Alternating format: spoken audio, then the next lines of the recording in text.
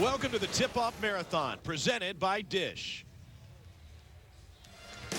After leading Toledo to a school record 27 wins last season, first-team All-MAC guard Julius Brown is back to lead the Rockets. They'll need his experience tonight as they step into Havoc, battling fans and Travion Graham. The 15th-ranked VCU Rams await. Toledo and VCU coming up as the marathon continues.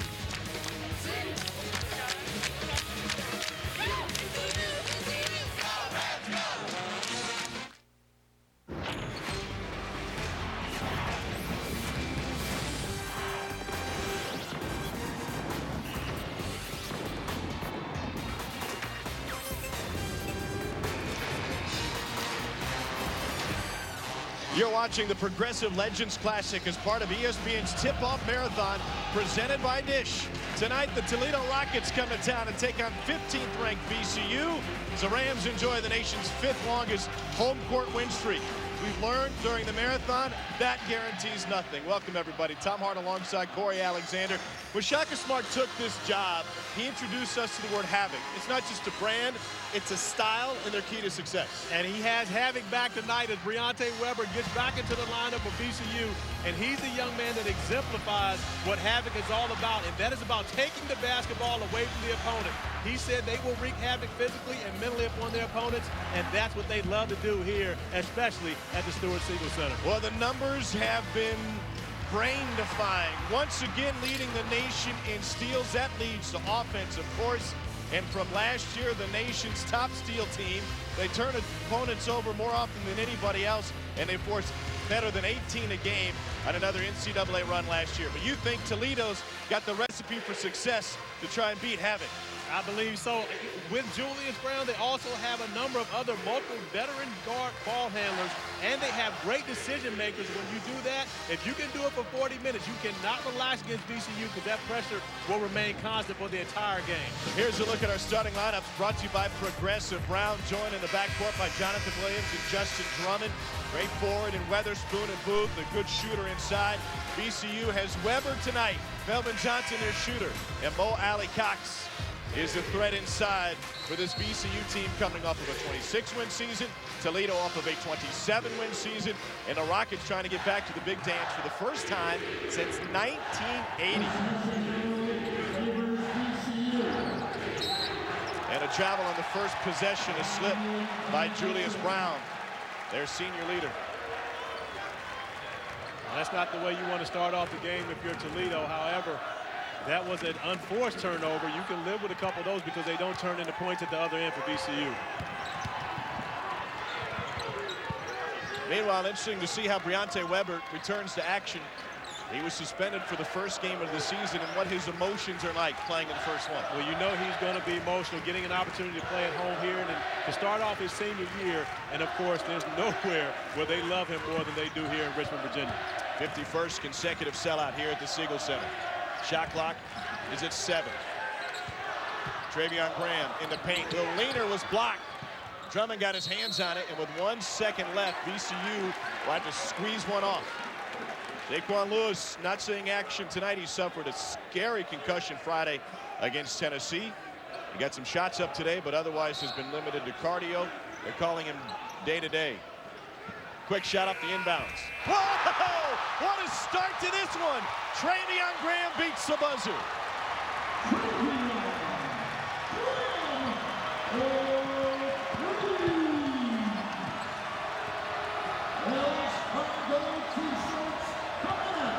Brown will fire.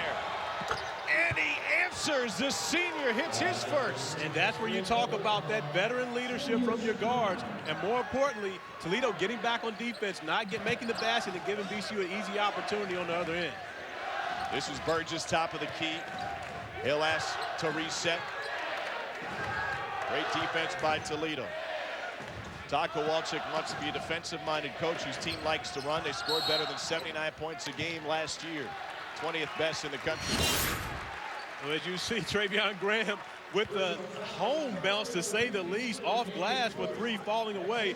But Toledo, Julius Brown stepping up, and he's a veteran. He understands the moment and knocking down a huge shot to get his team on the scoreboard. That's a first personal on Nathan Booth, the 6'9" center. Straight ahead jumper, no. And brought down by Justin Drummond. He's a 6'4" senior from just down the road in D.C. This will be the interesting part to see how does Toledo handle in the half court once they break the pressure. Nearly the first steal of the night for VCU, but Burgess couldn't stay in bounds. And one of the different things about VCU, they're not like other teams where they only pressure you on makes. They pressure you when they miss shots. They never let up. So from that standpoint, you're going to face it all night if you're Toledo. Once you get the ball across the half-court line and get your offense set, are you going to attack or are you going to try to run a set? Last season, 20 points per game came off of opponents' turnovers. We saw Shaka Smart, second most wins for a head coach in his first 5 years in NCAA play, second only to Brad Stevens. Drummond got his man in the air. Deontay Weber with the rebound, and he'll push. What a look inside, a bullet pass, and an easy look was denied by the rim. That was VCU's shortcoming last year. 2-point field goal percentage. Shaka Smart told us today we've got to get better looks, we've got to finish. That was a great look. It really was. Great pass by Deontay Weber, and a great job pushing the basketball as well. That's one that I'm sure that Graham would love to have back. To the post. Another miss from inside the paint for VCU, that time for Mo Alley Cox. Juice Brown returning all-conference first-team point guard in the MAC. This Toledo team picked to win their division, picked to win it all, and rejected by Cox. He's got a 7'2" wingspan. And the chant, Mo says no. And one of the things about Mo Ali Cox, he's not as big as Javonte Reddick was in the back line last year, but he makes winning plays. Shaka Smart talked about his winning effect, the winning factor. He gives him a lot of that, and that's why he loves having Mo Ali Cox in the front court. To midcourt, stolen away. Here's VCU on the run, and one.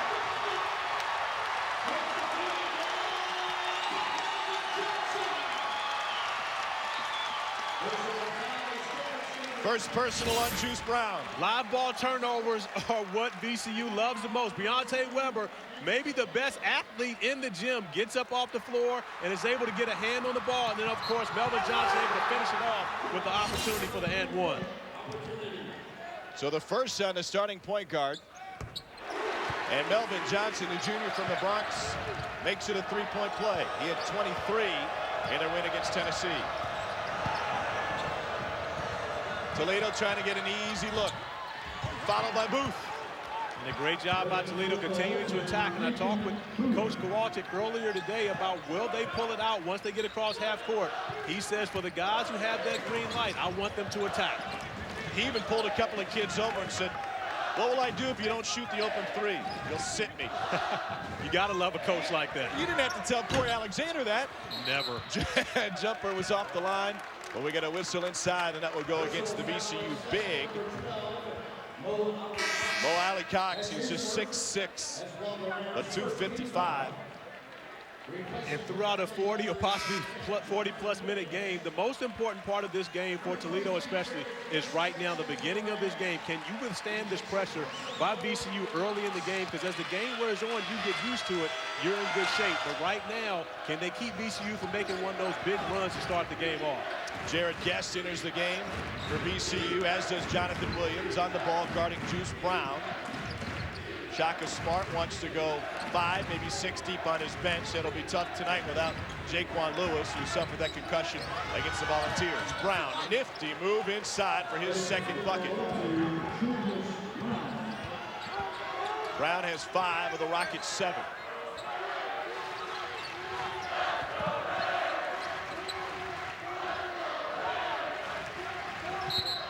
And a tie-up, no, travel. Another turnover for VCU. We step away for a break. A fun one already tonight in Richmond. Toledo with a 1-point lead on number 15 VCU. ESPNU's exclusive presentation of college basketball is brought to you by Progressive. Visit progressive.com today. And by TrueCar. When buying a car, save time, save money, and never overpay. Visit TrueCar.com. What's your off-season conditioning look like? Well, the Rockets have participated in early morning workouts conducted by Navy SEAL Team Physical Training Organization each of the last 3 years. Led by John McGuire is at the game tonight, works with both programs, and it's paid off. 27 wins, a school record last year, 4th most in MAC history. They returned 4 starters. They're losing in the first round of the NIT, and they return a ton of their production. And when you take a team like that, you know they have to be thinking, especially with 3 seniors in their starting lineup, they have to be thinking, get to the NCAA tournament. It's been 35 years since Toledo has been there, but right now they're picked to win their conference, and they have an opportunity to go. And when we talked about before, when you have veteran guards, you have a chance to win any given night. Last win in the NCAA tournament came in 1979 when Stan Joplin hit a game-winning jumper at the buzzer in Bloomington, Indiana. To win it, they would go on to lose Notre Dame in the next round. Loft got trapped, tipped away. Beautiful look back to Loft. And ball sharing for the slam from Weatherspoon. That's how you break Havoc.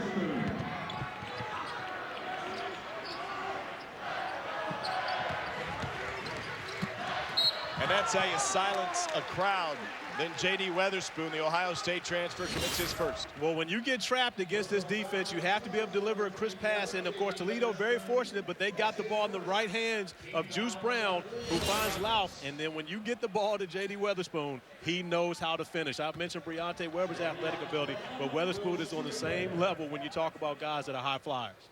Trevion Graham, one of the top scorers in the A-10 last year, has another free throw coming his way. Briante Weber returns for VCU. Remember, he didn't play in game 1 against Tennessee. That was an 85-69 win for VCU on Friday. They led by 18 at the half. Graham bricks them both. Loose ball rebound off of VCU and back to Toledo. And so far, Toledo doing a very good job handling the full court pressure. VCU is a good half-court defensive team. They're an unbelievably great full-court offensive team, and that's what you want to keep them out of. And one way that you do that, even though they will pressure you off of missed shots, it's harder for them to be able to set up their pressure. But right now, they have an opportunity to tee off on Toledo. We'll see how Toledo attacks it. Justin Tillman checked in. He's a freshman. Taken away, and a reach-in foul will go against VCU. That'll go against Jared Guest. Terry Larrier also entered for the Rams. And Zach Garber is on the floor now for Toledo, along with Jordan Loft. So a couple of subs in for both sides. Diamond press, easily solved. I'm surprised Loft didn't take that one. The coach talked about it. He doesn't want to see guys passing up open looks. Taken away by VCU. Weber got the high screen for a deep 3. Buried it. Briante Weber's first jumper is good. And here's the pressure.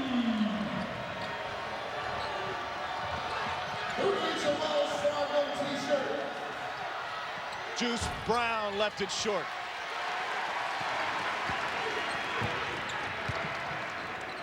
Another 3. Reverse layup for Jared Guest. Seems like everybody in a white jersey can score. 3-on-1 now. And Loft drives the foul from Tillman. Well, one thing's for certain, everyone in the white jersey will get an opportunity to score, especially if they can turn you over. But VCU wants to play fast on the offensive side.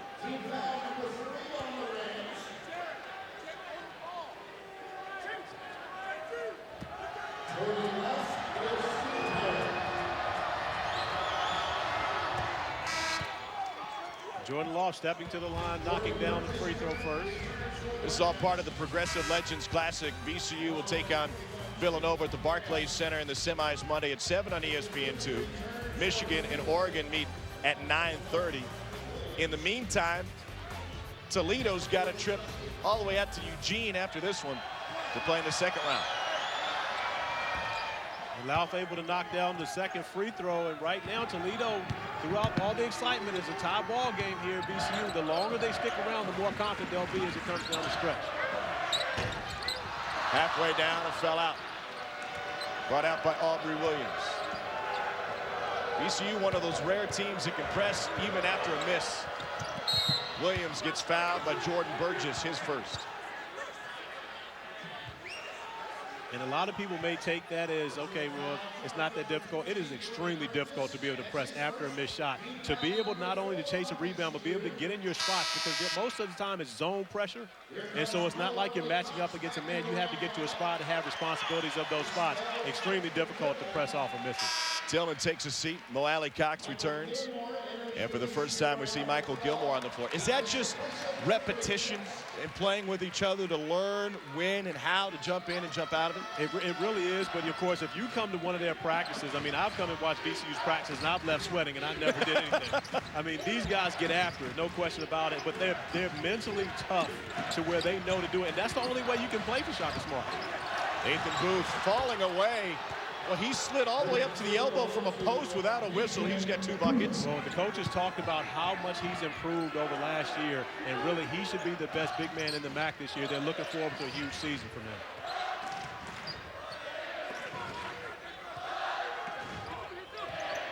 See what kind of look VCU gets in the half court. Allie Cox hands it to Burgess. That's a big screen to fight around, but Burgess lost it.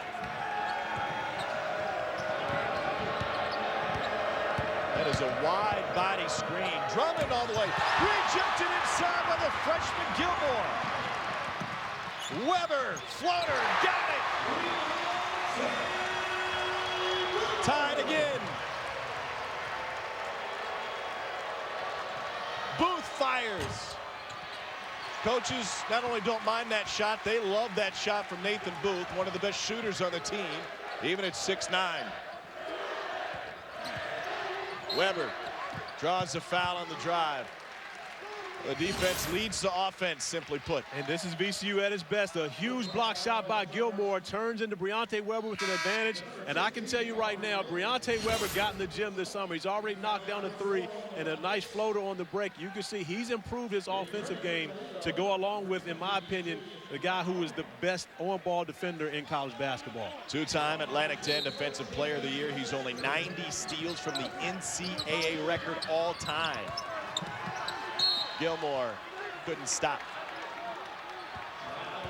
In your mind, how has Toledo handled this pressure tonight? Well, I think they've done pretty well. I mean, you're going to have turnovers against VCU, but right now they've kept VCU from having that huge run and knocking down a couple threes in the midst of it. And so they've gotten an A so far, and just the simple fact that they have a tie ball game. But again, it's 40 minutes of this. It's never going to stop. And at some point, VCU will ratchet up even more. Toledo has turned it over 3 times, just as many as VCU. Booth faces up and kicks it left. Williams. Toledo just 1 for 4 from deep. VCU with the answer. That's Melvin Johnson. You cannot lose him on a break. He should never be able to walk into a wide open 3-pointer. Who's that off of? It will stay with Toledo. VCU in front, thanks to a Melvin Johnson triple. He hit 40% from deep last season. And after knocking down so many shots against Tennessee, he should never see daylight in this gym.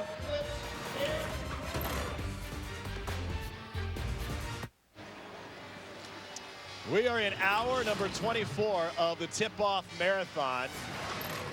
I wonder how many people have seen all 24 hours. If you have, you've seen some home court upsets. 2 of the longest home court winning streaks have come to an end. Toledo's trying to end the 5th longest. To do so, they'll have to deal, as we've said, with Havoc. Well, and Havoc starts with the pressure defense, of course, but the payoff is points at the other end. Melvin Johnson with the layup, an opportunity for the and one.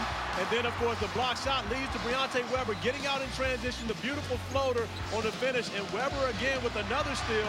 We talked about his ability to take the ball away, but if he can continue to knock down 3-point shots, this VCU team will become even much tougher to handle.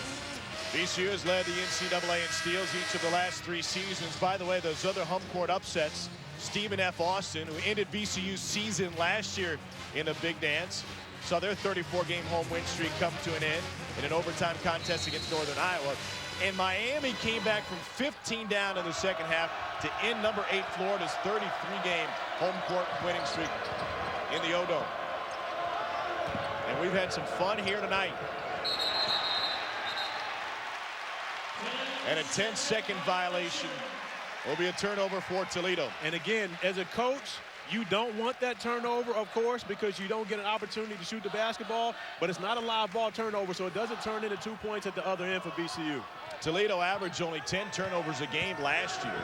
In the postseason, they went down to Hattiesburg to take on Donnie Tyndall's Southern Miss squad, playing a similar style. Not that aggressive, but similar, and they only turned it over 7 times. A VCU turnover this time. And that's one thing on the other side. VCU will turn the basketball over, so of course, as much as they like to take it away, they have been susceptible to turning it over themselves and not getting as many offensive opportunities. It's a diamond press from VCU. And pressure right in front of us, solved by Toledo. Weatherspoon.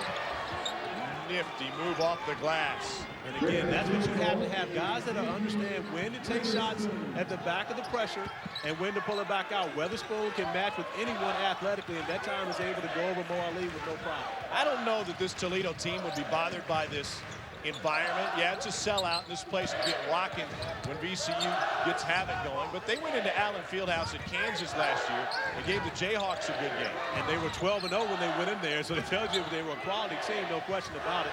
A team that finished with a 38 RPI last year really had an opportunity to get into the NCAA tournament at large bid. Weber gets it rejected by Booth and Weatherspoon. And he gets it right back. Weber's got a man running with him. He'll take it himself. And the final tip from Melvin Johnson. Danger zone for Toledo.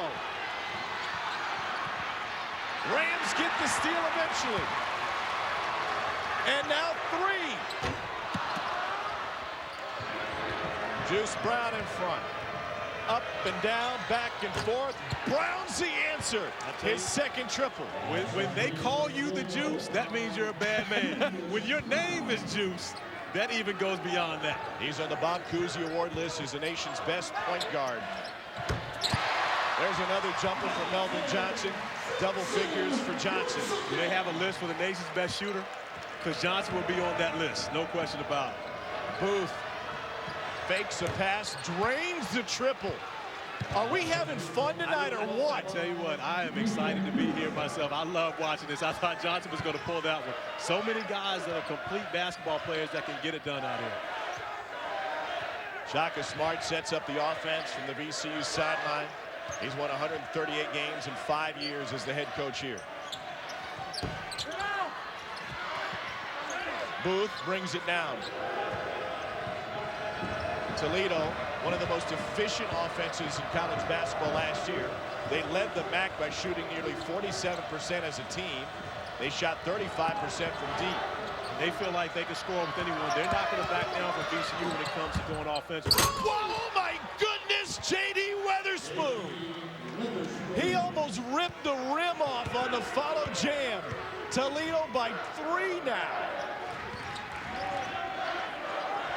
J.D. Weatherspoon doesn't mind the Siegel Center. He played in the Big Ten.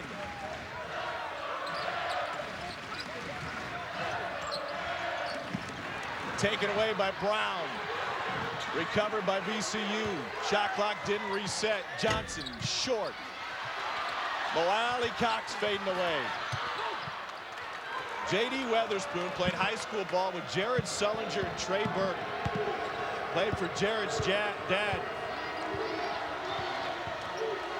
Played for Satch at Northland High School in Columbus, Ohio. He's played in the NCAA tournament. So has VCU.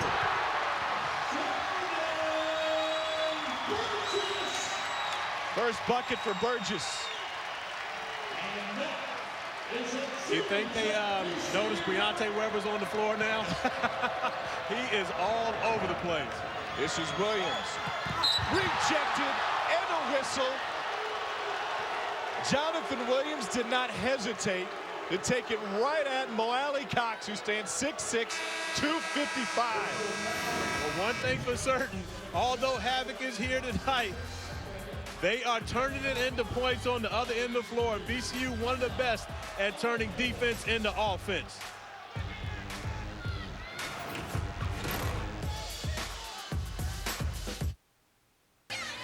We've already had 5 ties and 5 lead changes, a 1-point game here in Richmond. Kent State looks for a much-needed win as they visit Buffalo Wednesday night. Maction at 8 on ESPNU and watch ESPN. College football lives here. Toledo shooting 53% from the floor, 3 of 6 from deep. VCU is only shooting 41%. Thanks to their defense, they've gotten off 5 more shots. Toledo already with 7 turnovers. Of course, they don't want to keep giving it back, but VCU doing a good job, of course, in the Havoc defense. But right now, Toledo's not really known to be a defensive team, doing a good job in the half-court defense. That was one of the emphasis for Coach Kowalczyk earlier this year. So if his team can get better on the defensive end in the half-court, he feels like they can be successful in the NCAA tournament team. Rockets have turned it over on 4 of their last 7 possessions. This is Jonathan Williams at the free throw line. He came into this game having made 34 of his last 41 free throws, but he misses the first. Last year, MAC all-freshman team, he was their top scorer off the bench. But he struggled in their season-ending loss to Southern Miss. He went 0 for 8 from the floor. Stucky Mosley now on the floor. They like what they have gotten thus far out of Stucky Mosley. Sometimes a freshman surprises you with his versatility. Burgess breaks the pressure. And rebound by Terry Larrier. A reset for the Rams. Coach Kowalczyk talked about the fact that he found Stucky, thought he got a 2-guard, gets him to school, then finds out he's a point guard. So when you think about that, that's always a good surprise when you find yourself a point guard. Very hard to get those, and VCU has one, and a very good one right here. And Jonathan Williams is a Jonathan Williams on both sides, by the way, so if people get confused, it's one on each team.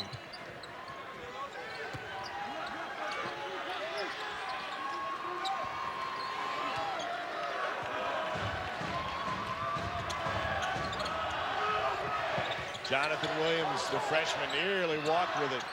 Shot clock at 3, taken away by Jordan Love, junior from Napoleon, Ohio. Juice Brown has 8.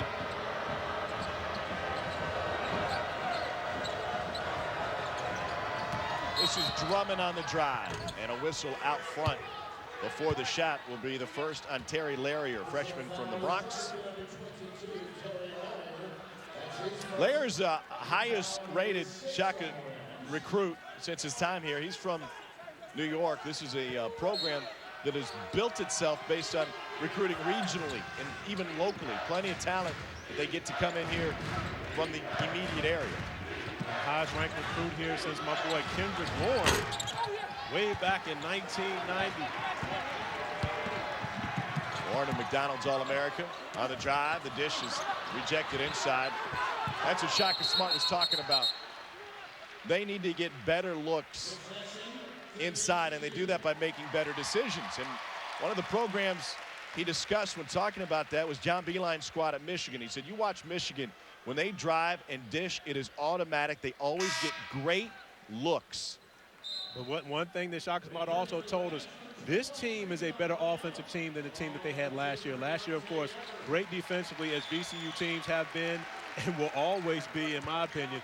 But offensively, they struggled. I think this VCU team, and he thinks this VCU team is better offensively for it. And that one, they have a better chemistry, but also guys like Melvin Johnson, Trademark Graham, they're better shooters this year. Here's a corner 3. And a foul on the rebound inside on Jared Guess. It's his second. He shoved Jordan Loft to the ground. And Toledo shooting. And that's another thing when you play against VCU, because they're so aggressive, you're going to get to the free throw line, you're going to get fouled, and it's important for Toledo to be able to go to the line and make a high percentage of their free throws, because that VCU does make it so tough on the defensive end. You have to take advantage of these freebies when you get them. So Jordan Loft has another one coming his way. This is a Toledo program that had an RPI of 38 on Selection Sunday last year, and they're scheduling this season twofold. Number one, they want to improve that RPI a little bit. It's been a while since the MAC has sent 2 teams into the postseason in the same year. Number 2, it's a good test. And then number 3, when you talk about scheduling, opponents know that Toledo's going to be good for, say, 25 wins, maybe more, And so they know it's going to help their RPI down the road. And Shaka Smart talked about that. This is a good game for them regardless. They win this game, they beat Toledo, which is a very good team. But even if they were to lose this game, with Toledo being such a good team and expecting to have such a good year, it's not one that would hurt them tremendously in the eyes of the NCAA selection committee. It's been since 1999 since the MAC sent 2 teams to the big dance. No block out on the jump shot, and it results in a foul on Toledo. And the whistle will go against Brown. One of the things with VCU this year was in Shaka Smart defined roles a little more, where before VCU had too many guys that kind of had the green light because they played so hard defensively. He rewarded them with freedom on offense.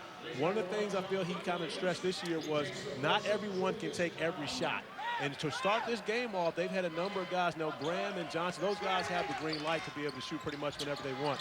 But they've had a number of guys who've taken some unwarranted shots. But you want 21 getting as many looks as he possibly can. That's the second time Graham has hit a 3 on an inbounds play. Toledo pushes, stolen from behind, and off the standard. Brionte Weber got his hands on it, maybe the quickest hands in basketball. And that's one where Jordan Williams has to get the ball up a little earlier, but it's a play that people take for granted that it's going to be open. But Brionte Weber never gives up on a play and turns around and stops 2 points. Weber has led the nation in steal percentage all 3 years on campus. And we got an illegal screen against the big man, Zach Garber. His first. 5:48 to go in the first half. 5 ties, 5 lead changes, a 2-point lead for Toledo.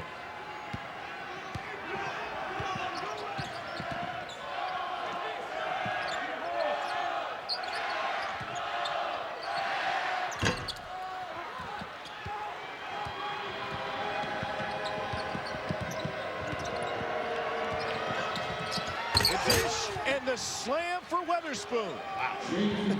First, a great move by Jonathan Williams. You don't get by Brionte Weber that easy. But to find Weatherspoon is a guy that knows how to finish. Taken away by Toledo. Mosley leads away. Drummond has it stripped. Weber, hands up, 5th steal for VCU. 3 ball, got it! Trademark Graham with his 3rd 3.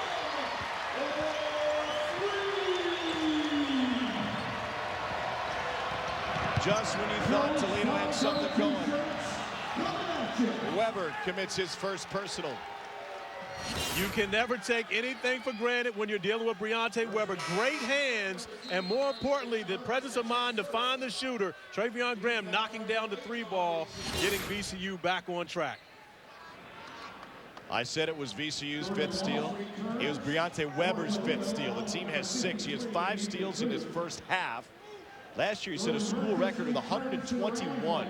One thing that we didn't mention, Julius Juice Brown now on the bench with his 2nd foul. So how will Toledo respond having to play without their leader, their point guard, out on the court? Jonathan Williams, a very good ball handler, as well as Drummond, but neither one of those. Drummond not in the game as well. You have Mosley in the game, so you've got 2 young guys trying to handle this pressure, and it's not going to be the same.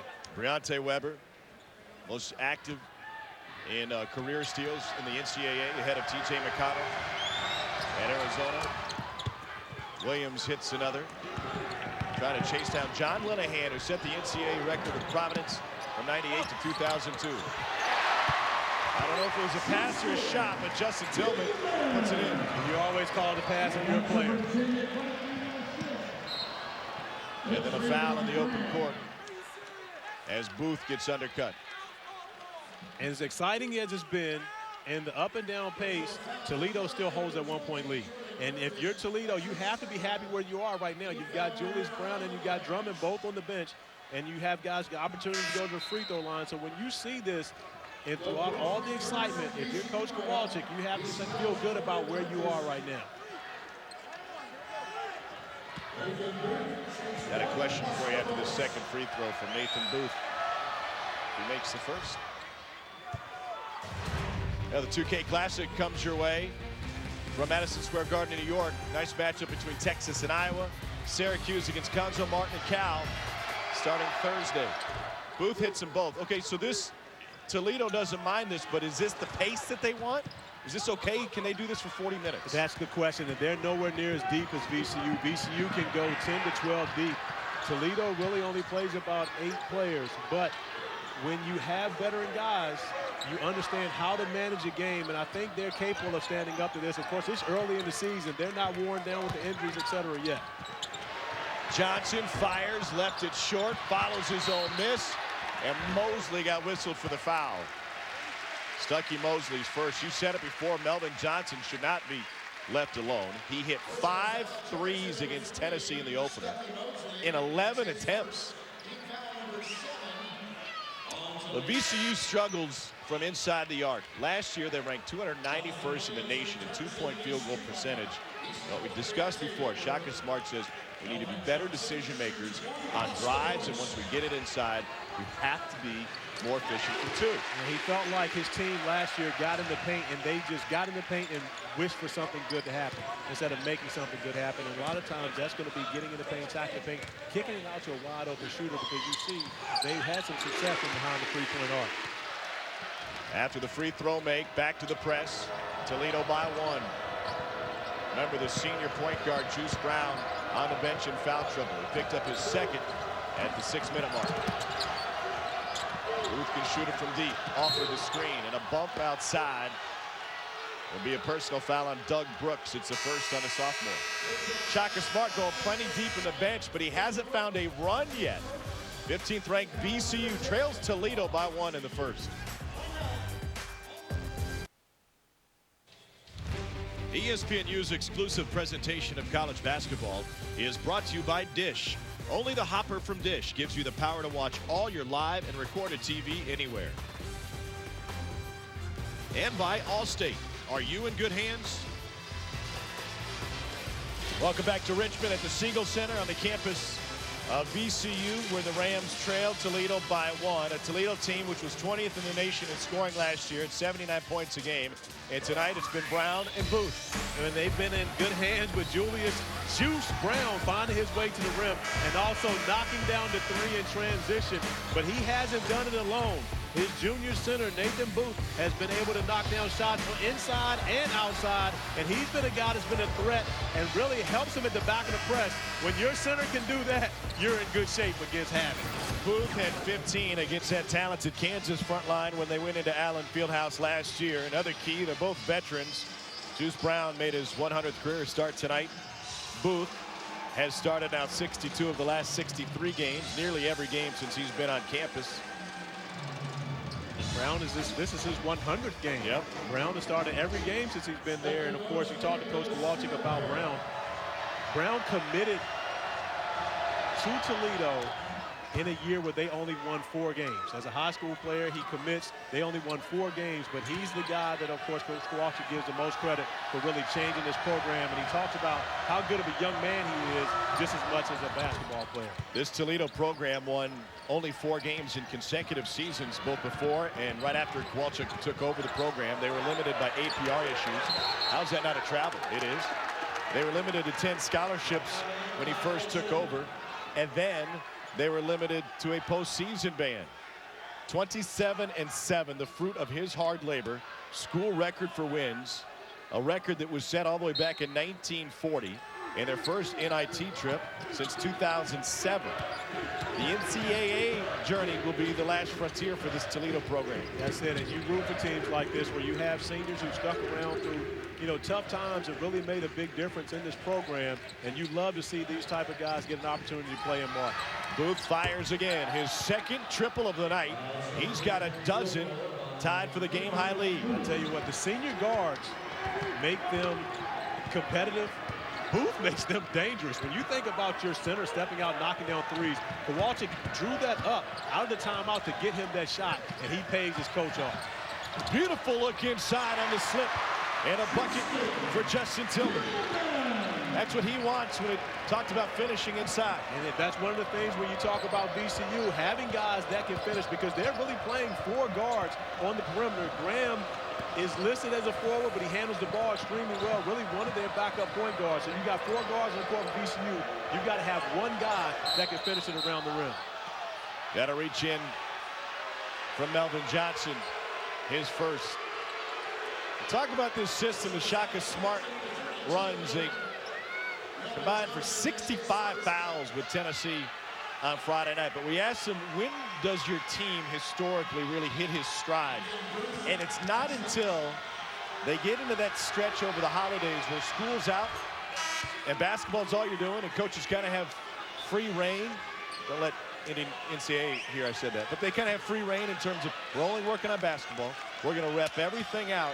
There's going to be a heck of a lot of conditioning. And he mentioned their record in December and really how they probably have a better record in December than any other month. But a lot of it has to do with the fact, and then of course when you don't have classes, you only focus on basketball, but you get to spend more time as a team developing your chemistry. But one thing about the foul situation we talked about before, they can't continue to foul Toledo because unlike Tennessee, Toledo is cashing in at the free throw line. Doug Brooks with his first bucket. The big man Booth picks up his dribble. Toledo's got to get it across, and they do so in the hands of Jonathan Williams. Toledo has been able to expand its lead with Juice Brown on the bench in foul trouble. That is a great sign for this Rockets team. Booth is having a career half already. Now he's looking for assists. Drummond gets the roll. First bucket for Drummond. And that's what we talk about Justin Drummond, those veterans, and Drummond getting back, but not in time to find Melvin Johnson. You cannot give him space. He has the ultimate green light. He will not let up. Just like VCU doesn't let up on the defensive end, Johnson and Graham will not let up on the offensive end. 15 now for Melvin Johnson. They give away free T-shirts for every 3. They're going to go through boxes and boxes of shirts tonight and throughout the season. Everybody in Richmond's going to be wearing VCU shirts here soon. It's a second personal on Doug Brooks. They can outfit the entire campus the way these guys have been shooting the ball. You mentioned Toledo at the free throw line. 13 of 14 tonight for 93%.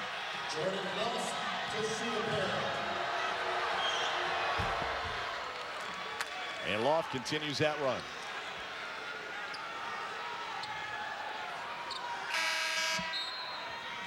They've now made 11 consecutive from the free throw line. Jared Guest, senior from Columbia, South Carolina, returns.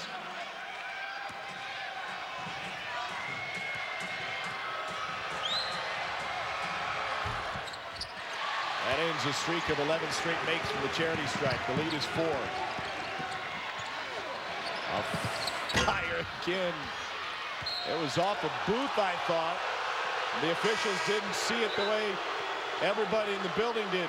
Well, the officials, what they do there is an equalizer. Instead of calling a foul on Graham, they just give the ball back to Toledo because you can see clearly there's an over the back right there. So from that standpoint, just reward the ball back, no harm, no foul. Look who's back on the floor. Juice Brown playing with 2. There's the pressure. Toledo gets it right back. Great ball movement and a finish at the rim by Mosley. And you have to appreciate the way that Toledo continues to attack on the backside once they break the pressure. They're not pulling it out, giving VCU another opportunity to take the ball away. They're attacking the rim. VCU keeps firing up 3s. Jonathan Williams crosses over, gets inside, but has it blocked away. 4-on-4 now. Johnson with the quick drive draws a foul on Nathan Booth. That's his second with 39 seconds to go. I'm not sure if Nathan Booth could have played that any better. I mean, that from here, and I understand he maybe it's the impeding process, but he moves his feet, he gets to a spot. One thing, that the hardest job in this game is to be an official, and I don't want to criticize him, but it's tough for me to see that. A guy who played NCAA basketball 20-plus years ago, it's hard for me to see that as a foul. Michael Gilmore will try to stretch out on the baseline as Melvin Johnson goes to the free throw line for VCU. He was a 73% free throw shooter last year. 16 in his first half for Melvin Johnson. Here comes Jonathan Williams back into the round lineup. Jonathan Williams returns. 20 in the first half against Tennessee, 16, maybe 17 here. Averaging a cool 18 and a half. Yeah, hey, Melvin, you don't even have to play the second half. Marcus Page is one of the best in college basketball and turning it up in the second half. North Carolina's point guard. You merge him with Melvin Johnson, you'd have an unstoppable 40-minute player. You'd have Pete Maravich. There you go. Pistol Pete. Speaking of numbers, will anyone ever do that again? Mosley gets fouled. Jonathan Williams picks up his first. No. 44 a game. 44 points a game. For 3 years. Not just 1 year, 3 seasons. Tell you what, we've got a better chance of seeing floppy socks come back in vogue than we do seeing somebody score 40 points a game. Floppy socks meaning like leg warmers? Well, I mean, that's what he kind of looked like back in the day, like he lost the elastic along the top. Another one coming for Stuckey Mosley. VCU's gone deep to its bench. As Coach Kowalski getting Julius Brand out of the game, making sure he doesn't pick up a third foul here, having to play defense, but getting him back in, steadying things down. VCU kind of got on a mini run there, but Toledo going to the free throw line has taken care of his business and really kept VCU out of making those runs. VCU's gone 11 deep here in this first half. Toledo, as you mentioned, from the free throw line, they're plus 10 in the points department from the free throw line. Here we go into the half as we approach the 10-second mark. Deontay Weber has it. 5. Fadeaway 2 is good. Travion Graham with his first deuce. And Toledo can't get an answer off. I don't know what else we could have gotten in the first half of this one. Nathan Booth has 14 points. His career high is 19. He's been nearly perfect from the floor, but Toledo has made the difference at the free throw line. 45-42 our score from Richmond.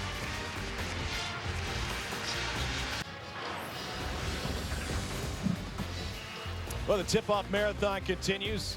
Hour number 25, and the lone bucket for Jordan Burgess in the first half was a two-hand flush. It's a three-point game at the break. Welcome back, everybody. Tom Hart alongside Corey Alexander.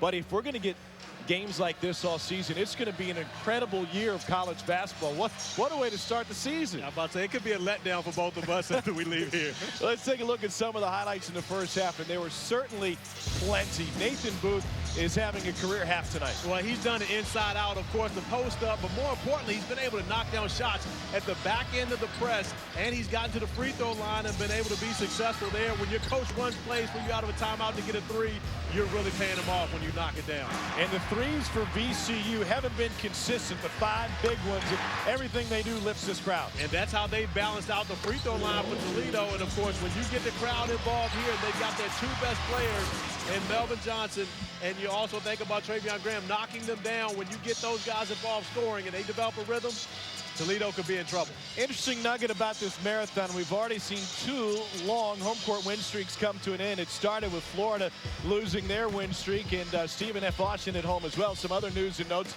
Gonzaga won late last night. They've now won 27 in a row. Yeah, what a great backcourt. Kevin Pangos had 17 with 7 assists.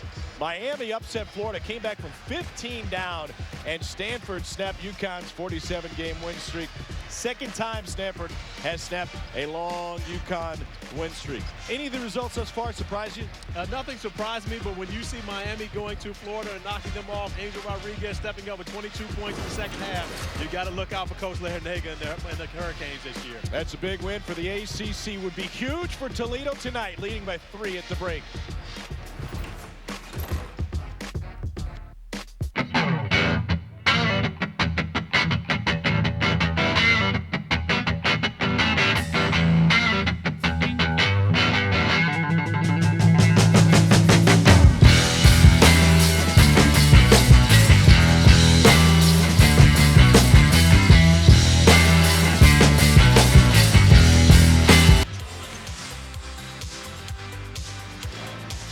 You're watching the Progressive Legends Classic as part of ESPN's Tip-Off Marathon, presented by Dish.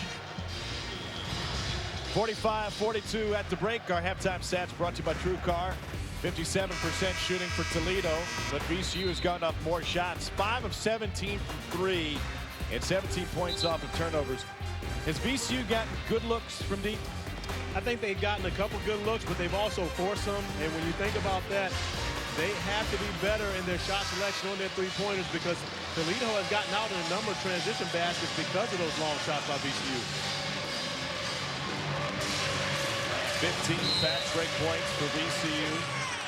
Toledo, as Coach Kowalczyk was telling us, we want to run our stuff, and they have. Brown playing with a couple of fouls. So is Booth. Gives it right back to the senior. Best point guard in the MAC. Weatherspoon, the Ohio State transfer, is a lefty, and he left it long.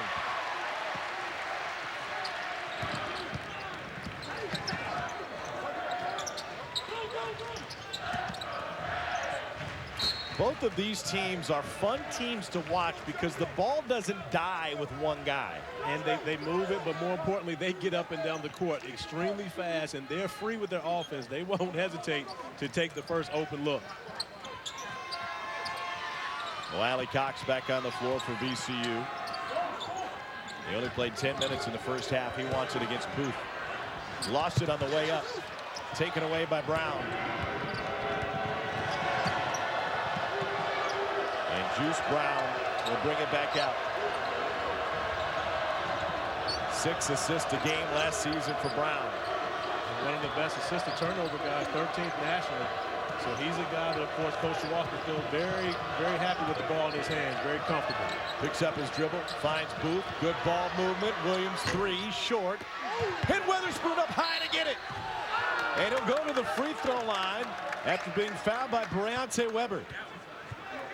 What timing by Weatherspoon. I've got the feeling he's a guy we're going to see on SportsCenter Top 10 a lot this year. When you look at the athletic ability by Weatherspoon, and more importantly, not just the athletic ability, but the desire to go after the basketball.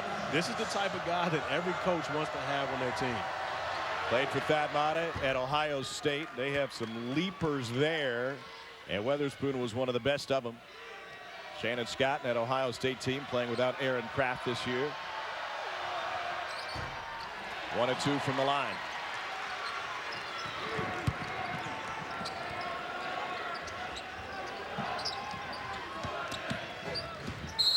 Drummond gets whistled for the foul. That's his first personal. Justin Drummond's an interesting story. He's from the D.C. area, played at Loyola of Maryland, and played in the NCAA tournament. Same side as J.D. Weatherspoon in Ohio State a couple of years ago in the 2012 tournament. They actually played against each other. Yeah, they did. They went head-to-head. Ohio State won that game, by the way. We would have remembered if Loyola would have won. Another one coming for Jordan Burgess. But you mentioned, interesting, you know, Drummond owns his own security company in Maryland. I mean, you're talking about a college senior who owns his own company, and Coach Kowalczyk had called him the best leader that he's ever had the opportunity to coach. Comes from a military background. He was able to kind of pick and choose where he wanted to go transfer-wise. Did his due diligence, picked out the best program for himself. And boy, what a pick that would be if he can help Toledo get back to the NCAA tournament. Brown being chased all over the floor. Weatherspoon lost the handle, otherwise may have had another jam. Instead, 3 on the other way. VCU's first lead since the 9:32 mark.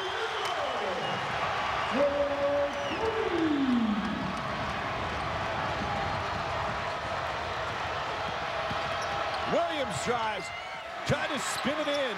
Booth now. 6 lead changes in this one. 7, pardon me, after 5 ties. Toledo in front.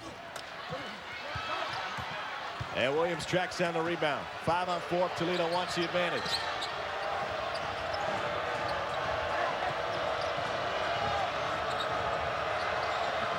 They gambled for the steal. Drummond, mid-range. Touch pass. And one.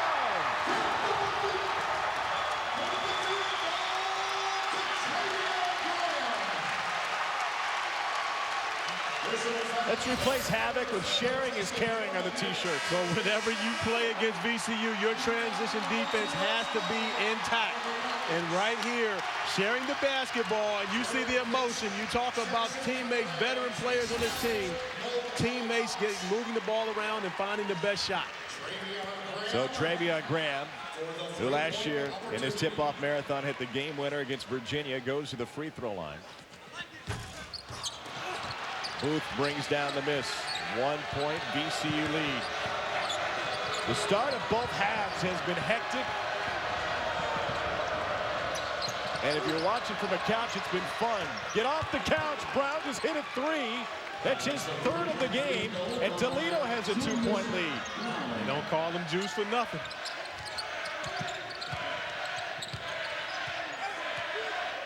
This game started over the first 3 minutes with both teams trading punches, and we've got the same thing here to start the second. But that's on Drummond. That's his 3rd. It will be, and he'll have to take a seat with 16:48. He's a guy that Coach Kowalczyk may leave out there, though. When you talk about one of your senior leaders, he understands that he's capable of going out there and continuing to play with 3 fouls, so he may not be as quick to take him out of the game, but he's definitely going to have to manage that foul trouble. Long 2. That's a defensive breakdown for Toledo. You can't just walk away from Travion Graham. He shoots the ball extremely too well to give him wide open look. Drummond turns it over. He was trying to direct Brown, and now Toledo looking rattled.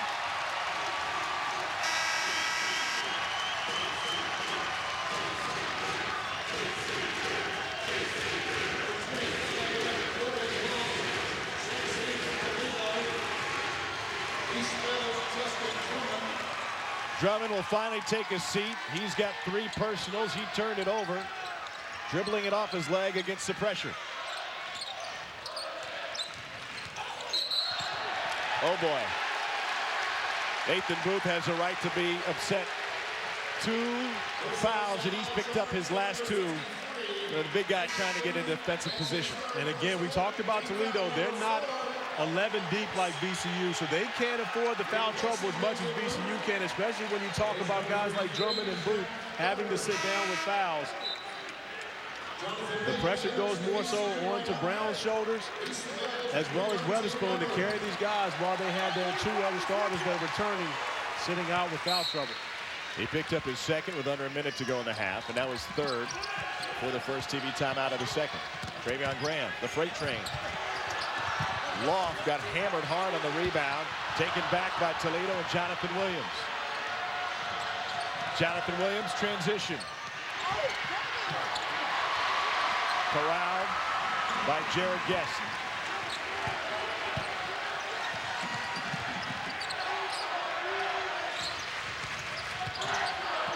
What a drive.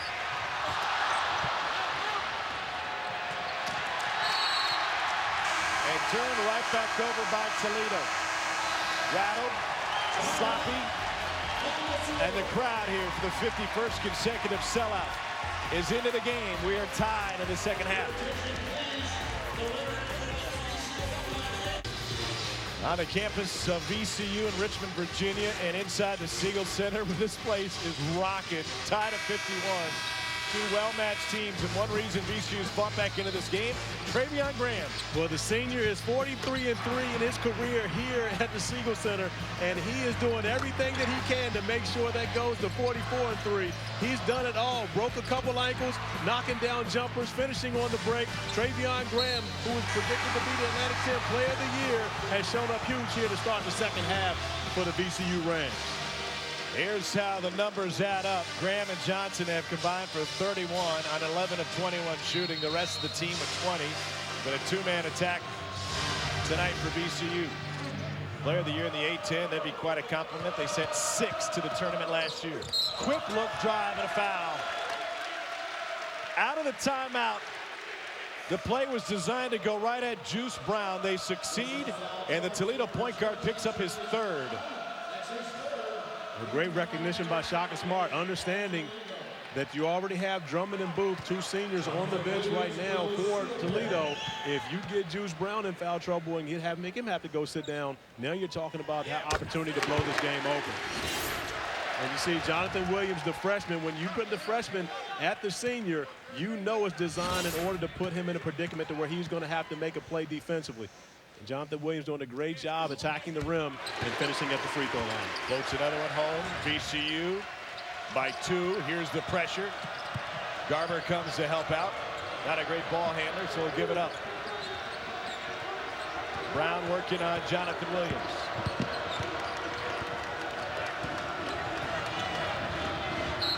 Weatherspoon gets fouled from behind by Travion Graham. Toledo in the first half made its mark at the free throw line. 15 of their 45 points came from the charity stripe. They've only been to the free throw line twice in the second half. And I'm sure that's one of the things that Coach Shaka Smart talked to his team about is understanding what's a good foul, and then, of course, unnecessary fouls that puts the team in a bonus and gives them easy points and compared to making them score against your defense. Only 2 team fouls on VCU thus far. Weatherspoon short-armed it. Challenged inside by the VCU bigs. Here's Graham working on Weatherspoon.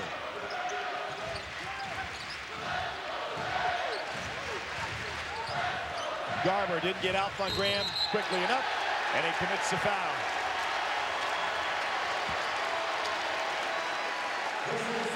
Second on Zach Garber. That was great recognition by Graham as he bounced back, understanding that he had a mismatch against Garber, and everyone on the VCU team recognizes as well. They clear out and make sure he has the opportunity to go one-on-one. Garber trying to contest the shot. Of course, you've got to give Graham his space to come down on the three-point shot. Now an opportunity to go get 3 more points at the line. Well, VCU knows that pain as well as anybody. Their round of 64 loss to Stephen F. Austin last year after leading by 11 with 7:17 to go. Jaquan Lewis committed a foul shooting a 3, and Stephen F. Austin was able to send that game in overtime and then send VCU home. Not how they wanted the season to end. It was a 77-75 overtime loss for a 5 seed. VCU has earned a 5 seed each of the last 2 years. Graham hit 2 of 3, and a foul over the back. Jared Guest with his 3rd. Getting a little bit chippy. Largest lead of the game for VCU. And all of these little fouls, even though they don't lead to a trip to the free throw line, they will add up, as you said before. You get to that bonus and then to the double bonus, and now you're giving Toledo an opportunity to score points without having to go against your set D.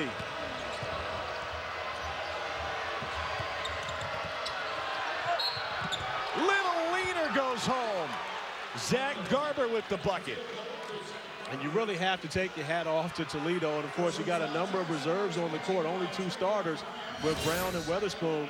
But Garber stepping up, making a play, and especially at a time where Toledo needed it most, an opportunity for a 3-point play right here to get this game back within 1 point. 14 foul against VCU. Garber gave him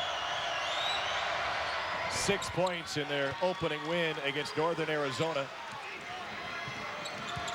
They scored 40 points in the second half to Toledo.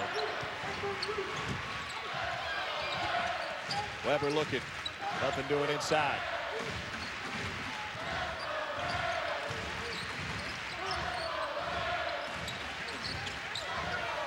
Graham to drive on Loft. Too easy.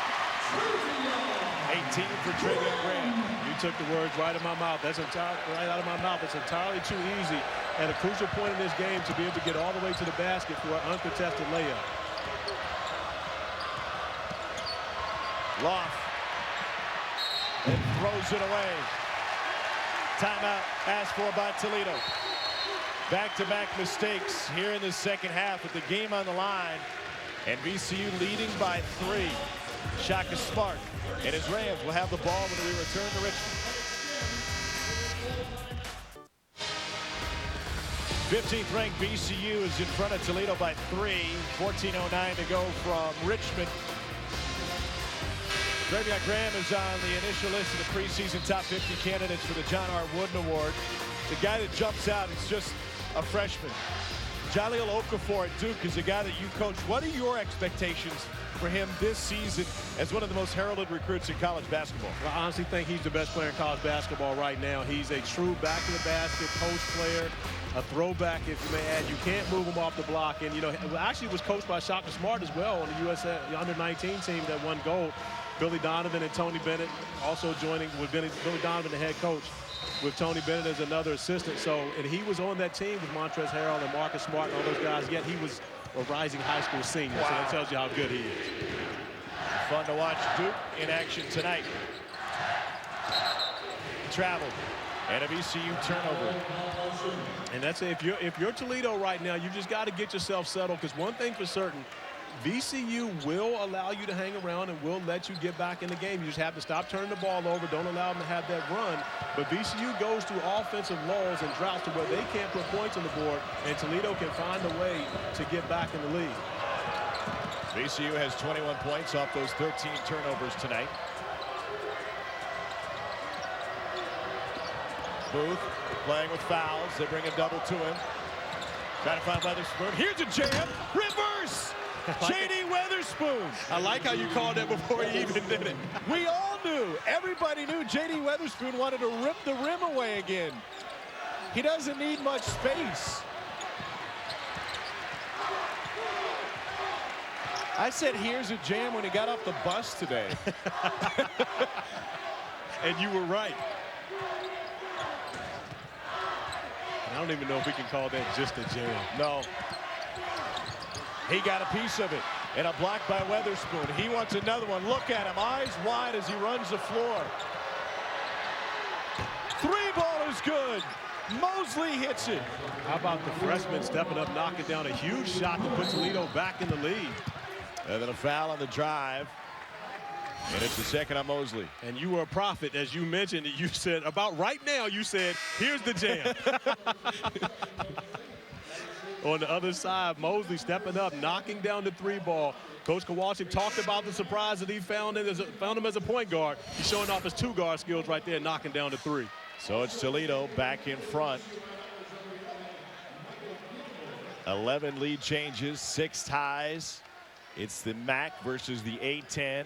And if Toledo can come into Richmond and hang with VCU, the number 15 team in the nation, well, you got to like their chances dealing with their opponents in the Mid-American Conference. And not only that, this is no easy environment to play in. When you talk about coming into this arena and playing against VCU in this style of play, this is not an easy task. So, you know, definitely hats off to Toledo for being where they are at this point, but they don't want to walk away from here with a moral victory. They want it to count on the win column. Michael Gilmore with the foul. Toledo went 14-4 in the MAC last year. They lost to Western Michigan in the MAC final.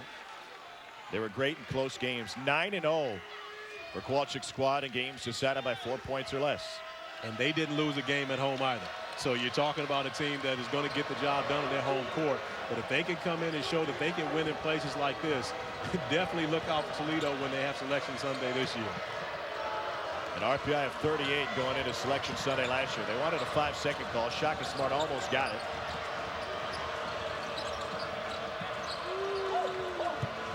Drummond. Wow, that was a tough shot.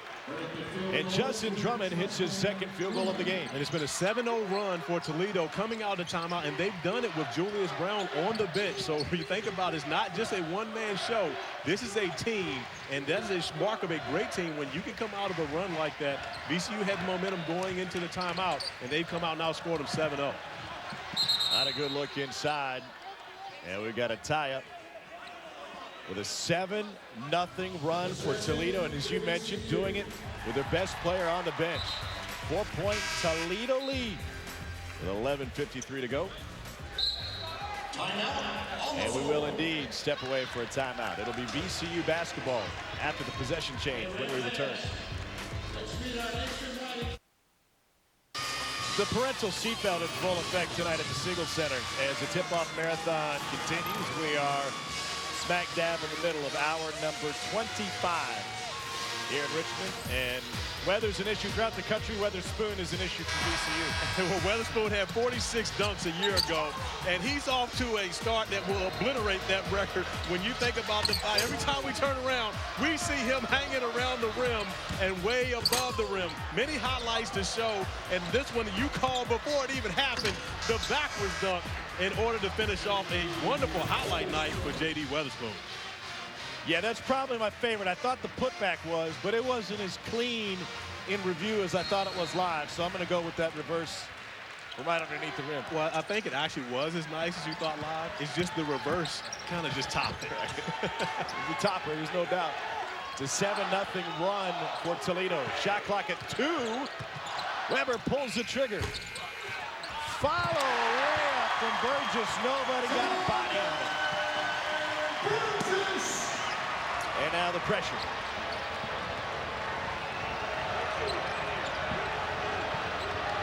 Juice Brown back on the floor. He's playing with 3 personal fouls.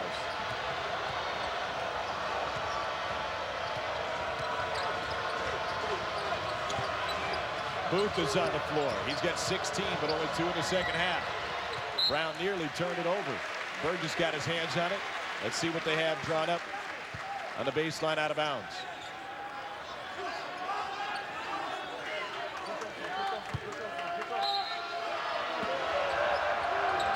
How to get it around Mo Alley Cox if you're the inbounder? There's one answer. That's the safest play going. Toledo's got to hurry. Shot clock at 10. That's a high screen from Booth. Brown over the top of Alley Cox.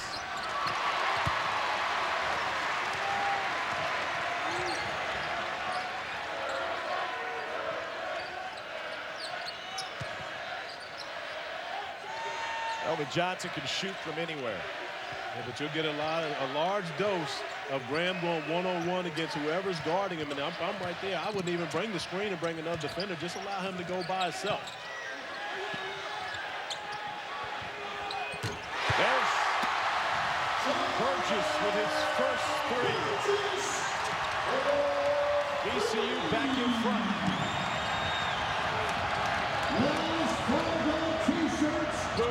He wanted the 3. Instead, he draws a foul on his counterpart, Mo Alley Cox. It's his second on the VCU big. And VCU with patient offense. Instead of Graham taking it one-on-one, VCU making the extra pass and Jordan Burgess paying off the extra pass in the corner. One thing about VCU, they have a number of guys that can knock down the 3. It's all about sharing the basketball and finding the right shot. That was the 3rd on Mo Alley Cox. He'll take a seat and get replaced by Jared Guest, but here's where the game may lie. The next foul, Toledo will be at the free throw line. They hit 15 free throws in the first half.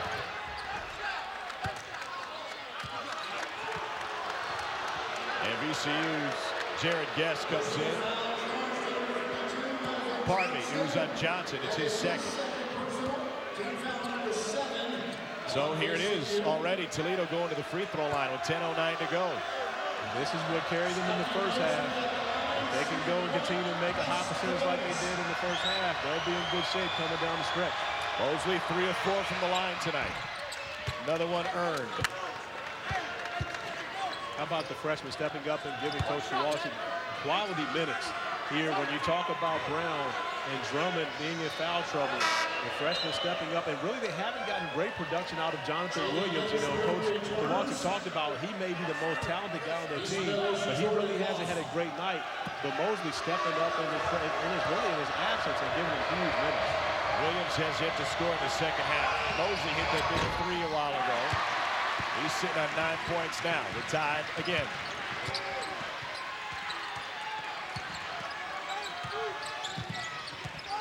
Graham wants it back. Graham's guarded by Booth, who's got 3 fouls. Drummond switched on him.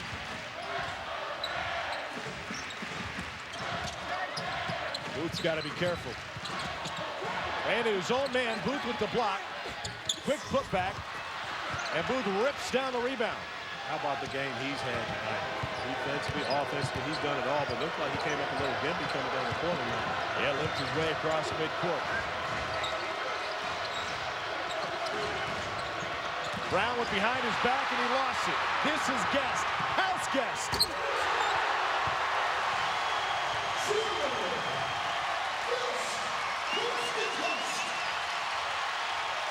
And that is a change at VCU.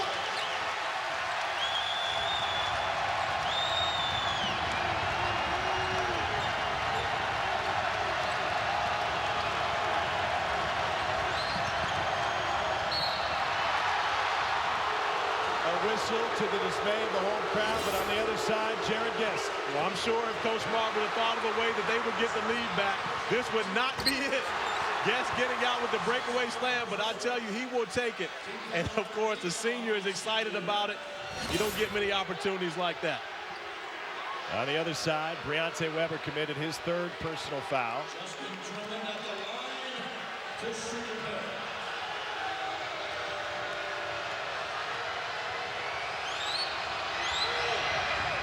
Another one coming for Justin Drummond. Progressive Legends Classic continues. Barclays Center in Brooklyn Monday at 7 o'clock on ESPN2. VCU draws Jay Wright's Villanova Wildcats, and then Michigan and Oregon meet in the nightcap. VCU Villanova, I have to be there to watch that one. You're talking about Havoc versus a team that always has 3 or 4 quality guards on the team, or on the court at all times. Stolen away by Justin Drummond. Brown. Wrap-around pass, and it's too strong from Stuckey Mosley. Missed opportunity for Toledo to take the lead. Back the other way. Spin move. Finish. Melvin Johnson. Toledo on the run. And a foul on Guess. That's his 4th. Well, if it's not Graham, it's Johnson, and both of these guys know how to put the ball in the basket. A beautiful spin move by Melvin Johnson, who lets us know he's more than just a shooter. Well, he's got to be. He wears Magic's number 32, right? This is true. I'm waiting to see him throw a couple of lookaways. Justin Drummond to the free throw line. Last time Toledo won a game in the NCAA tournament was on Stan Joplin's game winner from the top of the key.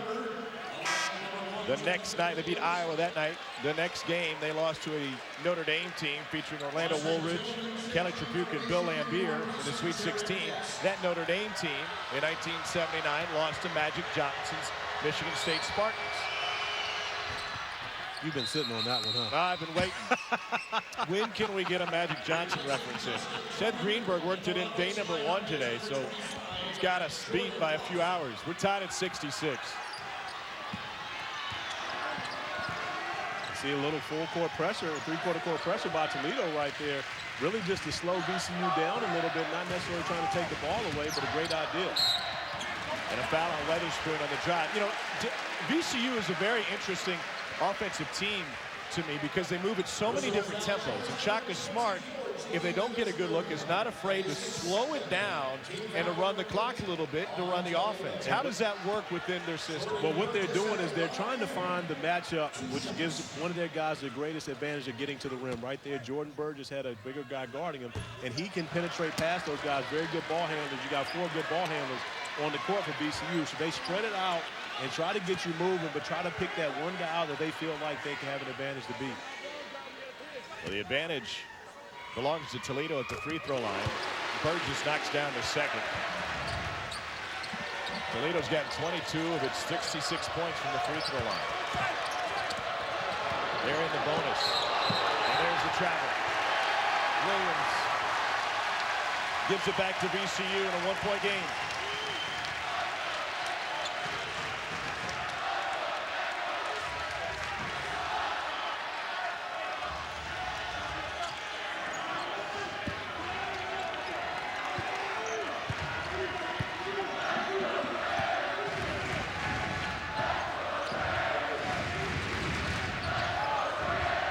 Coaches back Weatherspoon off.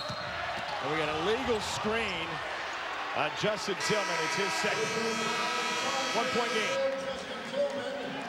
VCU with a 1-point lead, and they were able to get there with the big man, Guess, finishing at the rim off the fast break. You don't see that often. However, and he also got his buddy Melvin Johnson with just a little spin and a kiss off the glass. VCU up 1.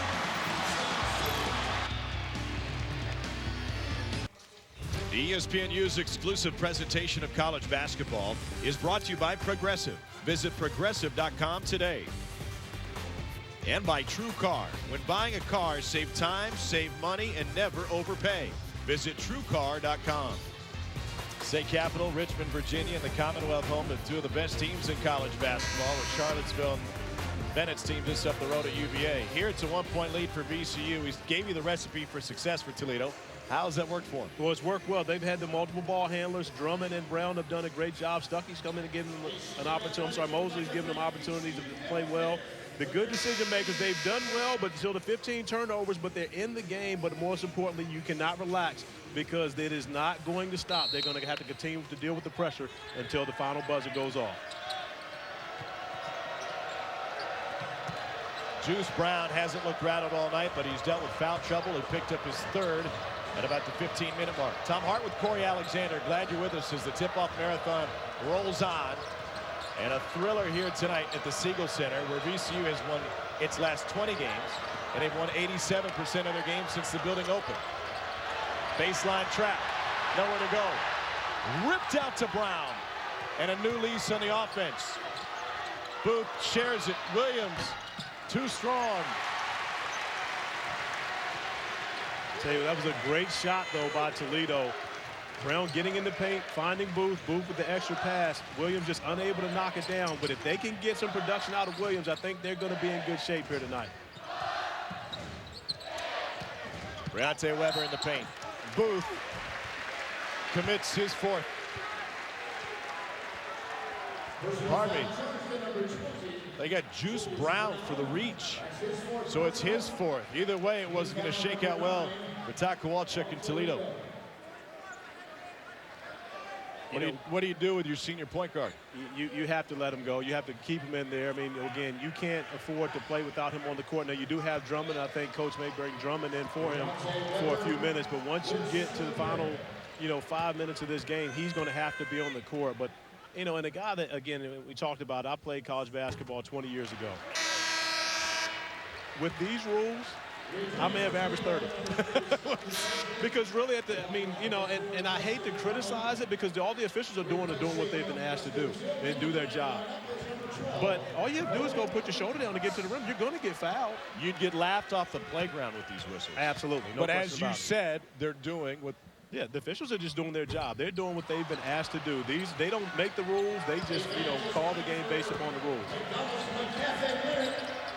Weatherspoon picked up his dribble. Booth has it.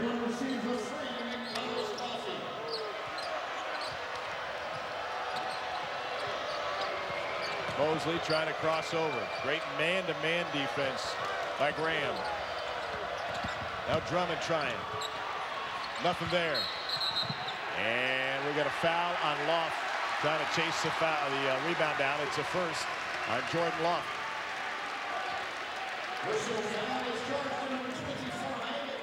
The worst part about what we're discussing when it comes to the way college basketball is officiated these days is, as great as this game has been and as fun to watch and up and down and the frenetic pace, it will likely be decided at the free throw line. Which, and again, many games are decided at the free throw line, and I understand the rule changes. College basketball scoring declined for 20 years straight. In college basketball, you're talking about decline of scoring for 20 straight years. So the rules were made in order to try to help scoring and make it a more entertaining game, and I understand that. However, at some point, you have to bring on the accountability of the players developing more skill. They're more athletic than we were 20 years ago, but probably less skill, and that's one of the things I think we have to put a lot of the onus on the players. Mosley is able to get it across to Weatherspoon. Once again, he picks up his dribble. As does Drummond. Toledo trying to run its offense with its senior point guard, Juice Brown, on the bench. Drummond found a lane. Goaltending. Will count it. And that's Toledo's first field goal in the last 6 minutes. A great job by Drummond and first recovering the basketball, but then finding a seam, getting to the rim, not settling for a jump shot, but attacking the rim. Weber's got 10 points tonight. Didn't play in the opener against Tennessee.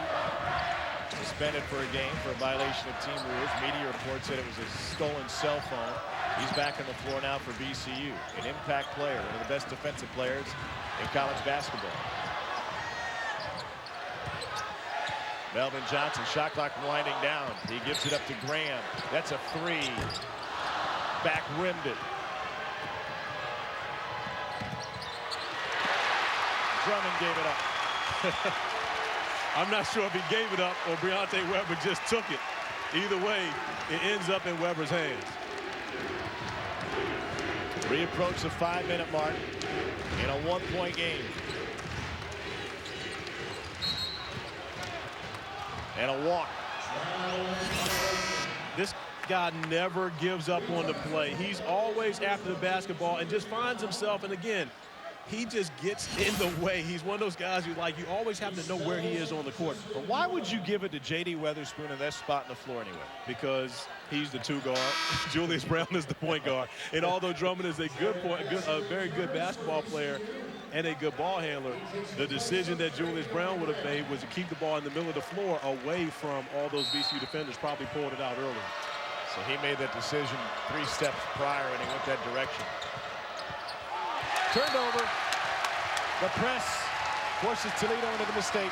Weatherspoon and Locke weren't on the same page. And it hurts you because you don't get a shot. But again, not a live ball turnover. VCU can still get points off of it, but they have to do it against your set defense.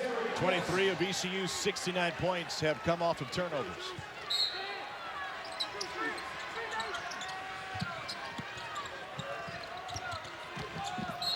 A trip on Locke. His second. Personal foul, assessment number 25, Jordan Locke. That is his second personal.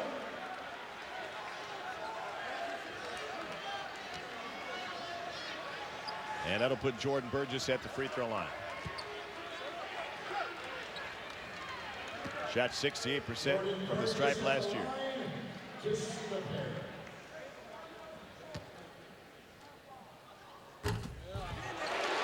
Kent State looks for a much-needed win as they visit Buffalo Wednesday night at 8 on ESPNU. And watch ESPN. College football lives here. Toledo's got a big midweek game with the folks from Bowling Green. No love lost in that rivalry. Under 5 to go.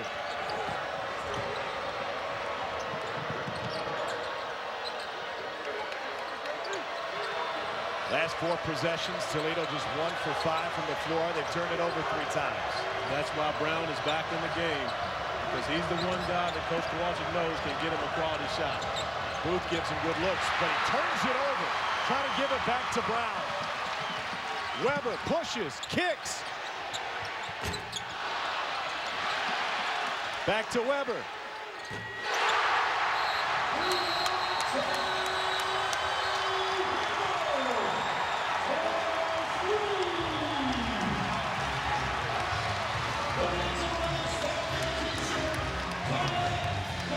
Wouldn't you know, the madness right now started with a takeaway. Well, and you talk about Briante Weber, probably the best in the country at just getting his hands on the basketball. More importantly, this is the play. He makes the kick. That's what Shaka Smart talked to us about. Even though they didn't get the 3, it comes back out, and he's a much improved shooter. He knocks down the 3 himself, and of course, always a crowd favorite here in the Stewart Siegel Center.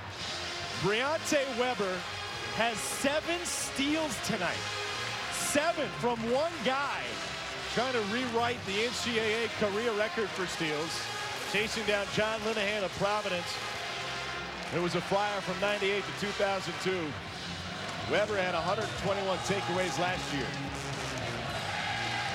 And you say he needed 90 coming into the season. 8 and 90. He is rapidly climbing that chart. He might be there before Christmas.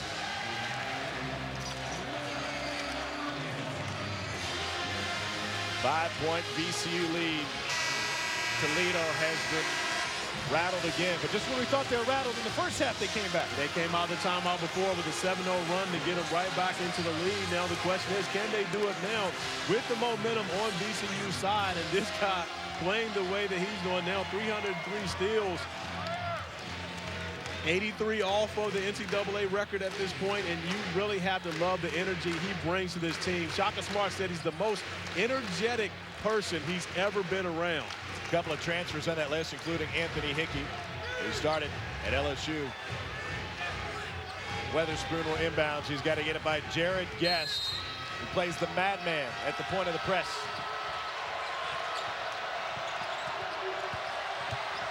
Shaka Smart talks about his diamond press having a weak side and a strong side, and a great job reversing the ball. They did it by the dribble and by the pass.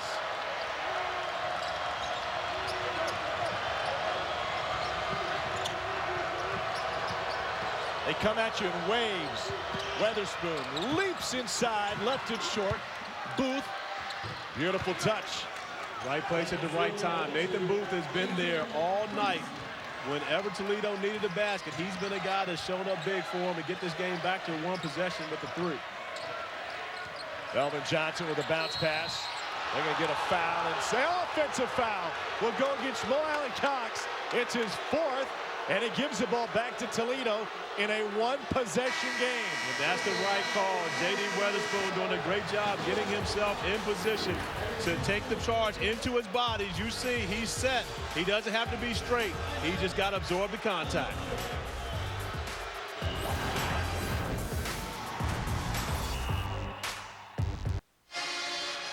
VCU leads Toledo by 3. Briante Weber playing in his first game for the Rams has been an impact player tonight. And this is why they call it defense. He is able to come up, find himself in the right place all times, but this is where he's improved. 3 for 4 from beyond the arc today, three-pointers. And if Briante Weber can continue to play this way for VCU, you can talk about the possibility of another Final Four trip for the Rams, because if they have him doing that on the offensive end to add to what he does to the defensive end, VCU will be extremely difficult to beat. VCU went 12-4 in the A-10 last year. They lost in the first round to Stephen F. Austin in overtime. They've been the 5 seed each of the last 2 NCAA tournaments. You mean to tell me he doesn't have any rebounds? How about Toledo knowing how to win? 9-0 last season in close games as defined by 4-point contests.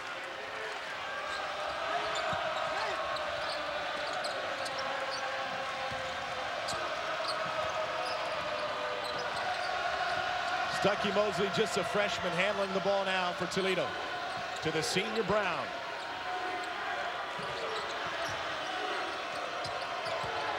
Drummond can get to the rim. He does so again with ease. And you got to like the play design by Coach Kowalczyk coming out of the timeout, knowing that they would have really blitzed the screen and roll if Brown had come off. He sends Drummond off with no attention paid to him. Does a great individual job getting to the rim for a layup. Briante Weber hit a big 3 moments ago. Now he drives, kicks. VCU isn't very efficient on offense, but they don't take a lot of bad shots. Graham trying to get some space, and J.D. Weatherspoon commits his 3rd personal foul. Forget coming up next. We got college football, Northern Illinois against Ohio. That will start on ESPN News. We'll get you there as soon as we wrap up here. Action's carried over into the hardwood tonight as Toledo, the favorites to win the West, as VCU on the ropes on their home court. Travion Graham's got another free throw coming. He's got 19.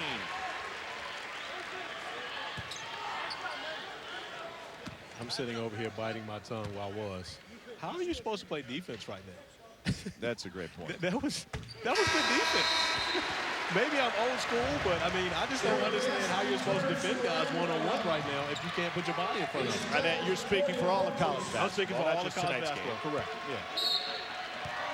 Well, let's just enjoy the last 2:53 of this one, and then we'll get to solving the world's problems at the airport tomorrow morning. You know, most people that know me will wonder, why am I talking about defense anyway? What do you know about defense, Corey Alexander? Drummond got a screen from Booth at midcourt. Now Mosley, he's going to take it all the way. Oh, Weatherspoon missed the follow jam, and now VCU pushing. Melvin Johnson. Got it!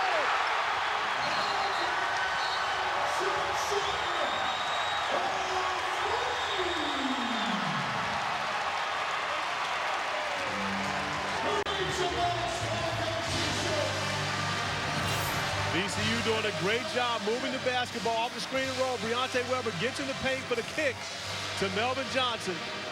And when you get it in Johnson's hands, he normally knows how to do the rest.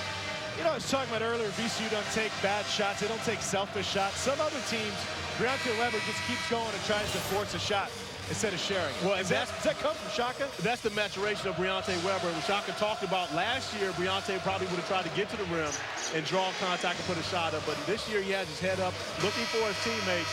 And, of course, you know, Johnson has been a guy that's been known to make a number of threes.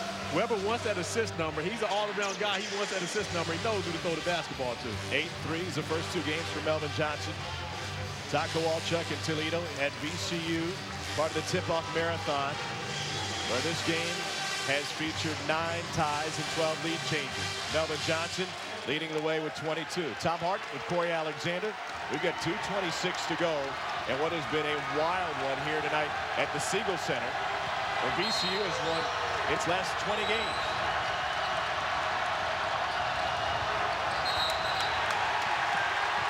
They got the timeout, just barely.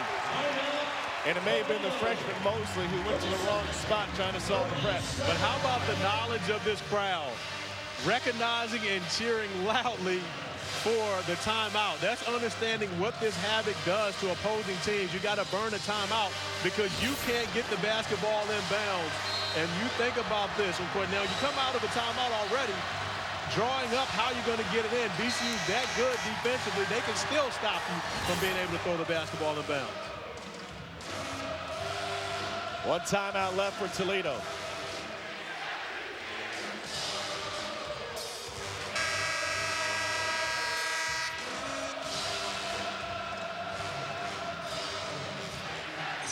Toledo turned the ball over 10 times a game last year. They've turned it over 18 times tonight.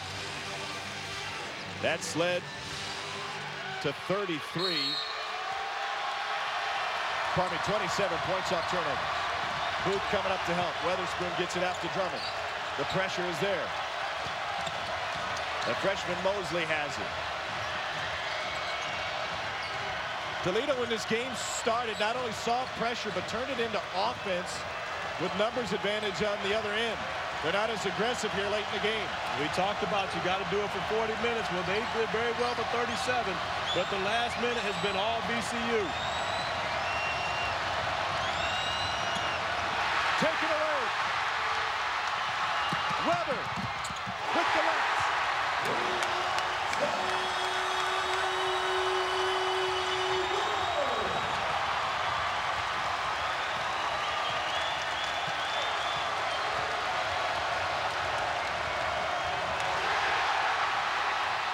Toledo coming apart at the seams.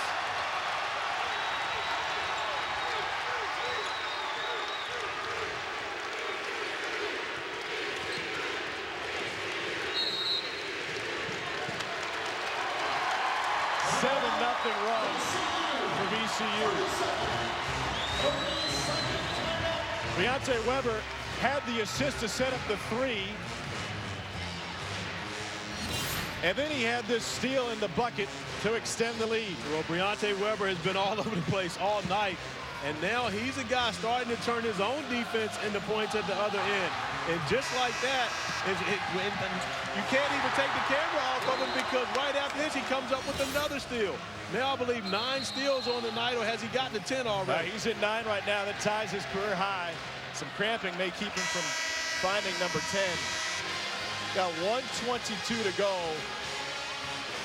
And an 8-point deficit. So outside of the pressure, where can Toledo find offense to fight back in this game? Well, right now, VCU is going to pay special attention to Juice Brown and not give him many easy looks at all. They're going to have to find a way to get the ball, in my opinion, to Booth, off of using Brown as a decoy to maybe knock down the 3 and get him a good look, because VCU is going to pay a lot of attention to Brown when they get on the offensive end. They need a stop first, and VCU is willing to run the clock.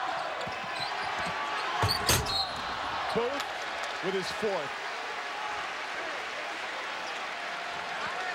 Personal foul is charged with number 53, Nathan Booth. That is his 4th personal. So, VCU to the free throw line with 1:10 to go. The clock stops, and we'll see what Toledo comes up with if they can get the rebound.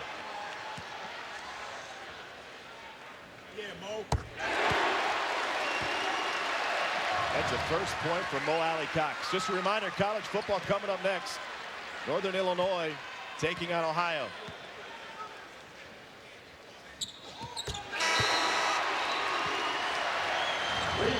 Look who's back.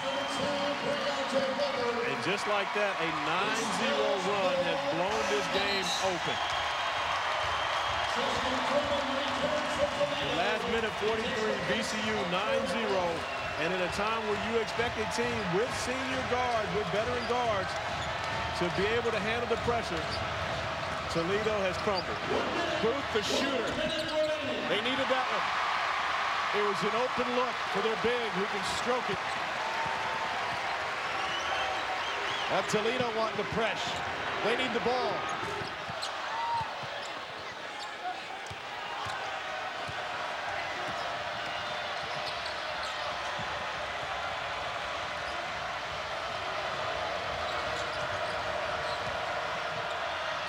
Juice Brown hits a triple. That'll end that 9-0 run, but it might be too little too late for Toledo, down 7 with 31 seconds to go. And what you saw with Melvin Johnson at the other end, taking the quick three with VCU up, that could be one of the things. Now, of course, I'm not going to say that Shaka Smart thinks that's a bad shot, but from a basketball standpoint, there's no need to take that quick shot and give Toledo an opportunity to get it back down and score on the other end. Oh, they're able to build this lead thanks to the best buzzword on the East Coast, Havoc. And just the East Coast? Do you think there's one better? There might be more. Well, I tell you what, there's nothing better than this guy right here. When you think about taking the ball away, Briante Weber, the best steal guy, who most likely will end up to be the best steal guy in NCAA history. Definitely the best in the country right now. And VCU turning those steals into points at the other end. That's what Havoc is all about, is not just taking it away, but turning it into offense on the other side. 31 points off of turnovers for VCU tonight. They got 30% of their points from turnovers in their first game against Tennessee. This VCU program is one of only 3 in the country to win at least 26 games. The last 5 years, Duke and Syracuse are the others. That is elite company. And for VCU, as great as they've been, one thing they haven't done yet is won an Atlantic 10 title. And Shaka Smart talked to us about that earlier today. You know, that's kind of the next step for them, is to be able to establish themselves as the kings of the Atlantic 10 and then be able to go on and make another strong NCAA run. He's been to a Final Four, but no one on this team has played in the Final Four.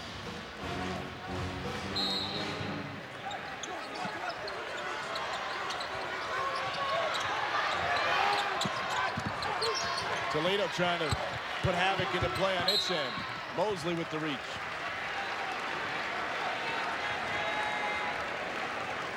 Personal foul, assessment number 3. Briante Weber in the last 5 minutes has, I think, 2 steals. He's got 5 points and at least that 1 assist to Melvin Johnson. Well, he's been the best player on the court in the last 4 minutes. And if you're Shaka Smart, that's when you want your point guard to be at his best.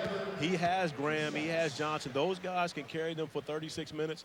But when it comes crunch time, you need to be able to depend on your point guard. And right now, Briante Weber has shown Shaka Smart that he can depend on him. And more importantly, we talked to Coach Smart about the fact they didn't finish games last year. You can see Briante Weber's been in the gym, and he's gotten himself together. He's shooting the ball better, but more importantly, he's more of a leader with this year's team than he was last year. 1 and 2 from the line. That door is still cracked for Toledo, but they got to hurry. Down 8. Brown taking too much time. Will drive. Whips it for the 3. And it goes out of bounds off of Toledo.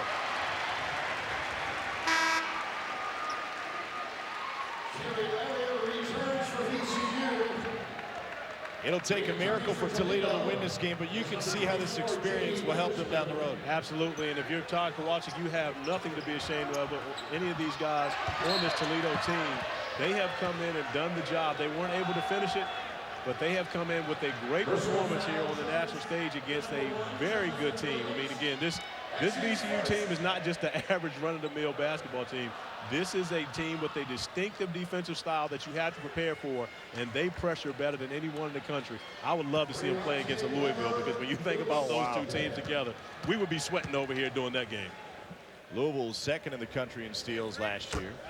Briante Weber to the free throw line. He continues his clutch play down the stretch. The reward for Toledo, by the way, playing in the Progressive Legends Classic, is tonight to bus to D.C., have a connection flight in Chicago tomorrow, fly all the way out to Portland, and drive down to Eugene, Oregon to take on an Oregon squad which won 24 games last year.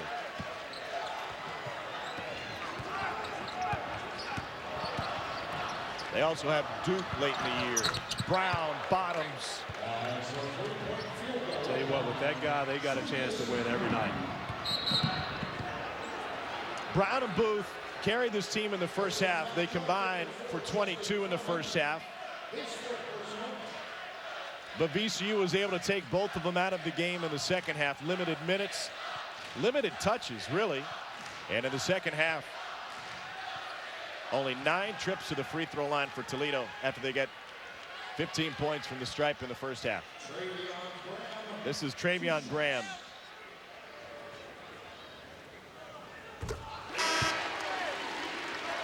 Talk about Weber attempting the NCAA record for steals. Graham is trying to catch up with Eric Maynard for the school record for points. None bigger from Maynard than the bucket he hit with less than 2 seconds to go to knock off Duke a few years ago in the big dance. 22 for Graham. And I think that's one of the things that people may not remember. That team was coached by Anthony Grant. Before Anthony Grant, there was Jeff Capel. This has been a very good program for a long time. But Shaka Smart, in my opinion, has just kind of taken them over the top. Put a stamp on it, that's for sure. Final Four trip and a top 25 3 times for Shaka Smart. They run their home court win streak to 21. VCU now 2-0 with an 87-78 victory. That'll wrap it for us here in Richmond. Coming up next, college football on ESPNU. It's Maction from Athens, Ohio, Northern Illinois, and Ohio. 5.